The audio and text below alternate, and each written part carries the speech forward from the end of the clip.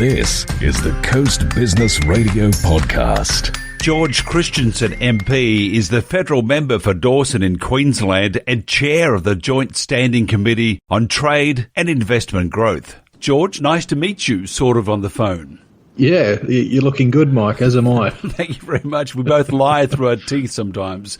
Hey, tell us how your electorate is faring with the virus and the recent economic restrictions. Well, in the main, there's ups and downs.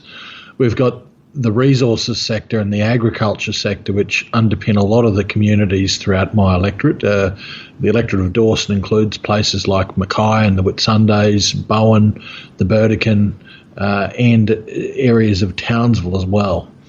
But it also includes, as I said, the Whitsundays, and that is a community that's heavily reliant on tourism. It accounts for most jobs within that region. It is, suffering tremendously at the moment. There are people who have thousands of people, in fact, who've lost their jobs in that community, which is huge for the size of that community. And there are people, quite frankly, who've lost their life's work in terms of businesses.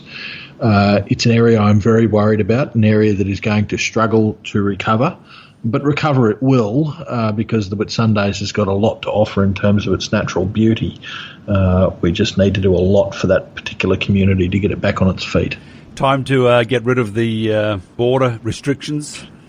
Look, my view on it is that they should be gotten rid of when the medical experts, the public health experts, are telling us getting rid of it. I note that the Deputy National Medical Officer has said that he doesn't believe that there's any reason to keep those border restrictions in place. But I would say that the Premier and the state government need to get rid of them when public health officials say to get rid of them, because that's important, but also to get rid of them when there's a need to do it for our local economy.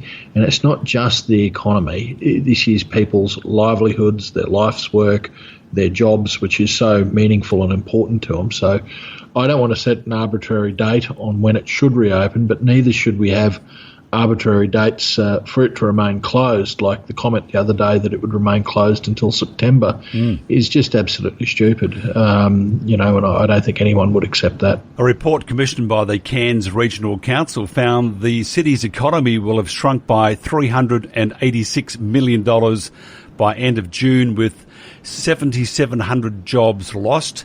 Now, using figures from the respected National Institute for Economic and Industry Research, the report paints an even worse picture for the Gold Coast. What are your thoughts on that? Well, I've seen some terrible figures that are coming out of the tourism sector. I actually have figures for the Whitsundays, and these are a bit dated now. They're going back to the start of April, so we're now a month and a half down the track, and it's probably worse. But we're looking at something like 2,760 jobs lost. The number of room nights that's been cancelled is almost 29,500. Number of tours and activities that have been cancelled is almost 24,000. And if we look at what the estimated value of cancellations caused directly by the pandemic, we're looking at very close to $130 million just for that community. It's insane numbers. There's been liquidations of some of the booking agencies. This is a serious issue that needs to be addressed by state and federal government about these booking agencies not having reserve funding for businesses, in the event of an issue like this. But there's about $285,000 that's been lost in revenue from one of these booking agencies collapsing that's been taken out of 11 businesses. And there's another one that's holding back funding from about 12 businesses, and it's almost $609,000 that's owing there. So a lot of impact, a lot of heartache, and the more that we keep the borders locked down, I guess that those numbers are going to grow. The public sector is unscathed, in fact, stronger than ever. This obviously is a private sector shutdown. So are we in danger of slipping down the slippery slope to bigger and bigger government, even under many years of coalition government? Look, I think that there is a place for government, obviously, in a national or a global crisis, as this is, to step up to the plate. A place for government to, show leadership in a recovery from a crisis like this. But it's got to be done with the private sector. This can't be a case of, government's just going to be the economy or the bulk of the economy from here on in. We've got to obviously put in place the infrastructure investments in key things like new roads, new rail perhaps, dams or water infrastructure, power infrastructure, that sort of thing. But all of that sort of thing, while it provides an immediate stimulus for when it's being constructed, really in the long term is about helping the private sector get back on its feet. We also need to look at the incentivisations through the tax system, or the lack of incentives through the tax system, I should say, and addressing those issues because it does hamper the private sector from getting going again. Regulation as well. I mean, I couldn't believe this week hearing the stats that the industry minister, Karen Andrews, relayed. Apparently, it takes in the time frame that it takes a US business to set up a major project, we're just getting over one of the many hurdles that there are in terms of the regulatory process for projects in Australia. That's one of the things that's holding us back. So these are the things government should be doing. Shouldn't be a government-owned recovery. It probably needs to be a government-led recovery, but ensuring that whatever we do is for the private sector to get back into business. George, you're very much all in for Australia. The website chinainquiry.com.au stands up for our sovereignty and economic independence and against threats from China. Let me play this first of all, if you wouldn't mind. Australia is at a crossroads. We can keep giving in to China's economic threats, or we can make a stand for our sovereignty. Go to www.chinainquiry.com.au to make a submission to the inquiry and stand up for Australia today. Authorised George Christensen, 221 Milton Street, Mackay. The Australia-China relationship is looking very much like the schoolyard bully that being China chucking a hissy fit and punishing Australia. What more do we need to protect our interests? Well, look, I think that the fact is, the inquiry you're talking about, just by way of background, is a parliamentary inquiry into diversifying Australia's trade and investment profile, because the issue is China making these threats when we've got so many eggs in that one basket. And really we do. When we have a look at our exports, there's something like 36%, and it's growing, the number of exports that we have directly into China. So we need to disentangle ourselves from China while they are behaving so erratically. They really aren't really a trusted trading partner because they pull these economic threats all the time. We've had the recent threats and actions against barley and beef, but we've had them in the past against other exports as well. Coal was one of them. There's a long list, and it's not just Australia they do it to. It's a regular practice for China to use their economic power, I guess, to try and dictate what other countries should think, what other countries should do, and what they should say. And that's just wrong. I mean, we're sovereign nations. We're not vassal states of China or anyone else for that matter. So the only way we fix this is by disentangling ourselves from the dragon. And that means we're going to have to be a lot more self-sufficient, particularly when it comes to manufacturing of key national products that are needed here, medical supplies, for instance. And we're also going to have to look to new markets. And to that end, I'm very pleased that Scott Morrison has looked towards India, because it is very much a growth partner and they have a lot in common with Australians. Now, you're chair of the Joint Standing Committee on Trade and Investment Growth. What's the committee presently looking at? So we've got one inquiry that's almost wrapped up, and that was looking at regulatory barriers to growth in exports and investment. We're almost at the point of tabling a report on that and some recommendations to government that will make it easier for people to export in this country across a range of industries. So hopefully that's going to help us post this pandemic, because we need to get going again in terms of our export. As the Prime Minister said, we're a great trading nation, but we don't trade away our values, and that's why our next inquiry, which I just referred to before, the inquiry into diversifying Australia's trade and investment platform or investment priorities, is a very good inquiry for this point in time.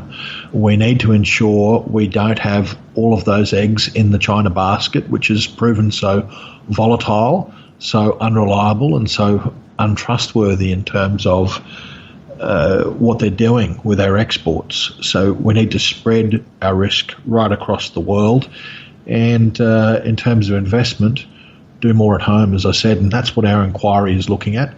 People can put submissions into that inquiry right now. I'm dubbing it the China inquiry, but it's really the inquiry into diversification of Australia's trade and investment profile.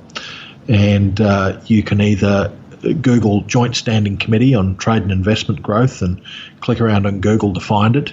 You can email submissions to jsctig@aph.gov.au, or you can go to my website, which you've talked about before, chinainquiry.com.au, and there's the ability to send submissions through that as well.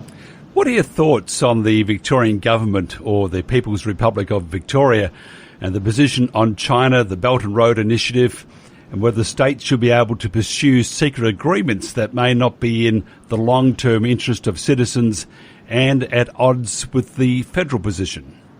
Yeah, well, look, it's very alarming and very disturbing that a state government would seek to enter into what is essentially a really, really complicated trade agreement with a foreign national government, and particularly one that has the aims, ambitions and goals such as the authoritarian regime in China has. What we know is that they are using this Belt and Road Initiative to create vassal states. They supply a whole heap of Chinese debt-financed infrastructure into areas, which seems all well and good, and they're doing this right throughout the world, particularly in the developing world. And at the point in which countries can't afford to service the debt, then China comes in and demands control, not only of the assets that they have in place, but more because they can't meet the interest requirements. So Victoria's got itself into a very, very sticky situation with this, and it poses a risk for all Australians. Interesting times, to say the least, and I'm waiting for another comment either from China or from Victoria to say something against the federal government. It's pretty, it's very bizarre, you have to agree. Yeah, look, it is bizarre, and Chairman Dan Andrews down there obviously is extremely pally with the Chinese Communist Party. I mean, his treasurer came out the other day in this whole situation where really Australia has done nothing wrong. I mean, we advocated for a global inquiry into the cause and origin of this COVID-19 coronavirus. The rest of the world supported us on that. In the end, China supported us on that. But for that, as most people can see, China is reacting like the bully that it is, and trying to blow up our barley exports, blow up our beef exports, and they're rattling the sabre on iron ore and on coal and other things as well, seafood and milk and other.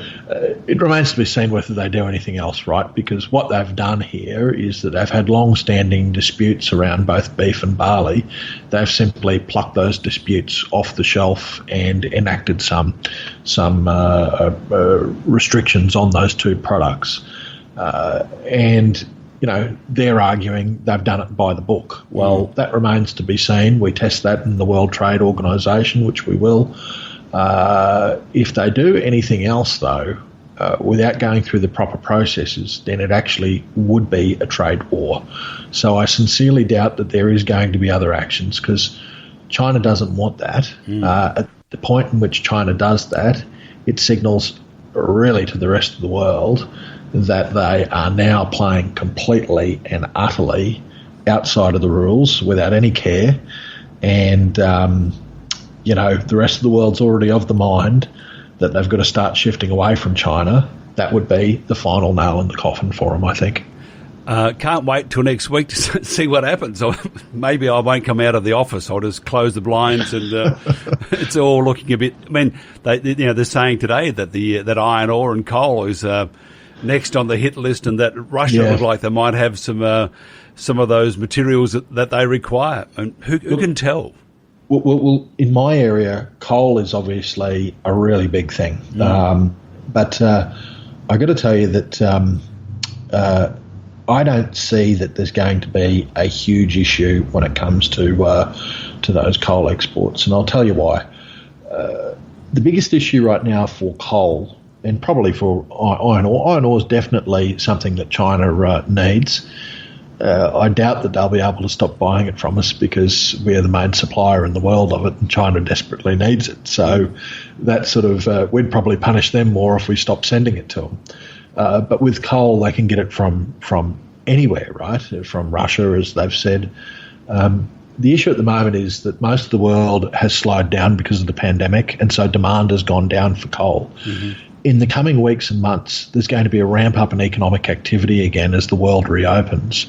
Governments are going to be bringing in economic stimulus projects right across the globe. And this will be in the form of building new infrastructure, which will require more steel. It'll require more energy. And that means that Australia is well and truly primed, being an exporter of both thermal and metallurgical coal. So China might seek to buy its coal from, they're only talking thermal coal at the moment, but it might seek to buy that thermal coal from Russia. That'll simply displace a need somewhere else that Australia can replace. Now, just also on the issue of coal, China isn't our biggest customer when it comes to thermal coal.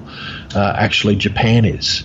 And the biggest customer, I'm led to believe, and it's grown really exponentially and still growing, of metallurgical coal is India. And India is a market to watch. I reckon that we're going to see China dwindle and India take off, and Australia is well primed to have great advantage in that market. Well, who knows if we can give them a walloping over Christmas and cricket. And get them as one of our most valued customers. I mean, everybody wins except for India in the cricket. We might have to tell our team to go back a bit, because we don't want to upset them. Good luck on that one. George Christensen MP, thank you very much. Have a great weekend, and I'll have a glass of red for you sometime in the evening. Thank you very much.